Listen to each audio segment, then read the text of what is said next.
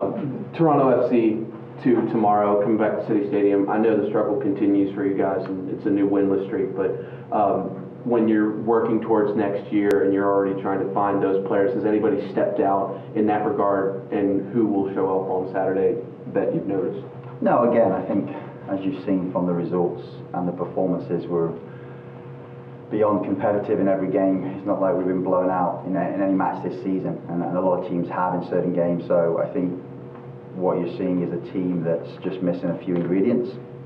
That's certainly the focus for next year, but for right now it's building a strong foundation of the younger players and guys who will be here next season. So, we need to break out on the offense. Clearly that's been the major issue. It'll be great to have Travis Worrell in goal. He brings us a lot of energy, a lot of experience from MLS, and he really enjoys playing for the Kickers and being a part of the Red Army fans adore him as well. So we'll see.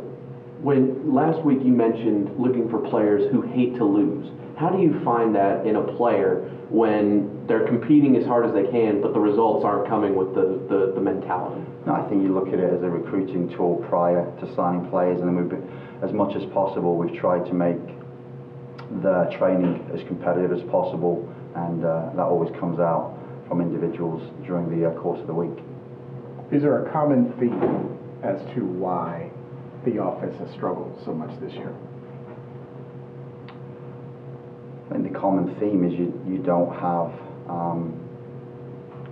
enough players comfortable scoring goals, and that can be missing 4 or 5 but still have the confidence and belief to know that you're a goal scorer, but also having the consistency to not only finish but create quality chances, and that's been evident all season. So it's even in pre-season we were concerned about that fact. So there's been some great components of on the attacking side, but in the end you need players who are comfortable scoring goals and want to lead the team in that regard.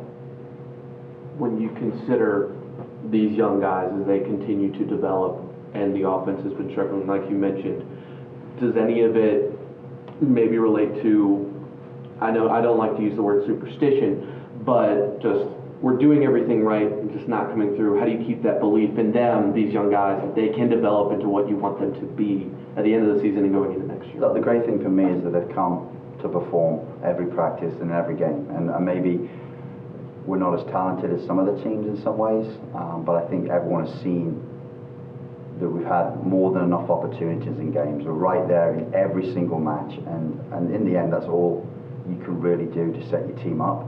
And no one's really given up, nobody's really down, but there's just a disappointment that we haven't turned those performances into results, and we'll continue to do that.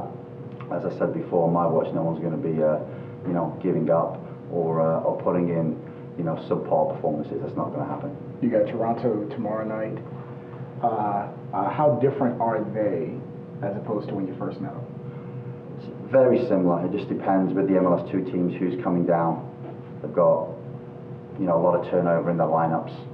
Typically they're not as strong away from home because they won't travel some of the MLS rostered senior players, and they're in the same issues we have. They're having trouble scoring goals. They're at the foot of the table with ourselves. So it's a basement match, but there's a lot of pride at stake for both clubs. So we'll see what happens. I think I asked you this, it was either last week or the week before, in regards to the offense and defense, like balancing in a game, in a match like this where both are in dire need of a win.